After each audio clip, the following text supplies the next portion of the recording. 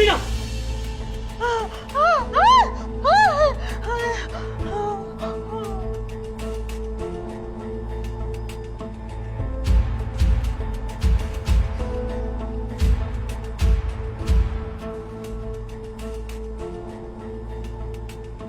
Wala sa kusina!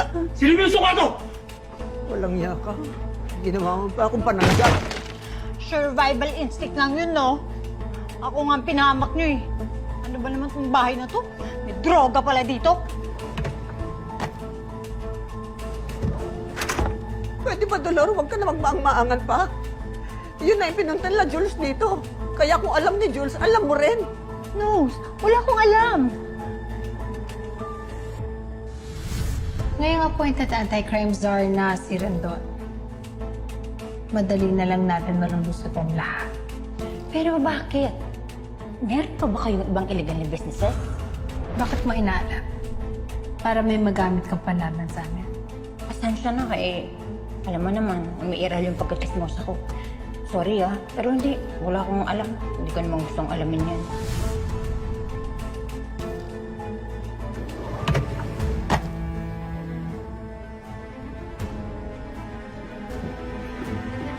Wala sa kwarto! Wala sa cabinet! Nasaan? Nasaan ang mga damit? Sinabi nang wala na. Nasa pulis na. Sir. Eto na yung mga damit na may mga droga. Kunin nyo na nga po yan. Muntik pa mamatay sa lamutya dahil dyan. Kami na po ang bahala dito. Siguro naman sapat na yan para malinis ang pangalan ng mga bata.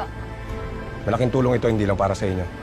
Magagamit din namin ito para pag-aralan ko paano sila nagsasagawa ng modus nila at tuluyan na silang tumigil. Maraming salamat sa pagtulong ninyo. Sir Yani, salamat. Salamat din, sir. Teka po, alis na po agad kayo? Paano po si Kidlat? Wala pa po tayong balita sa kanya kung nakauwi na siya. Tapos, hindi din po namin alam kung nasan si Kulot at si Dagul. Ano po yan? Paano po yung taga-release niyan?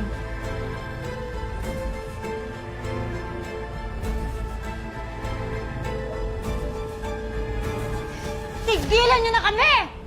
Naku pagsisisihan niyo itong ginawa niyo sa akin. I'm punong abala here! Ha? Tsaka isa pa. Kilala ko si Rendon Victor. Yung crime czar. Oh, narinig niyo yun? Ha? Close kami nun. Nagte-text pa nga kami, Wala akong pakialam! Nasaan ang mga damit? Ang kulit mo! Sinabi ng hindi ko nga alam! Ah!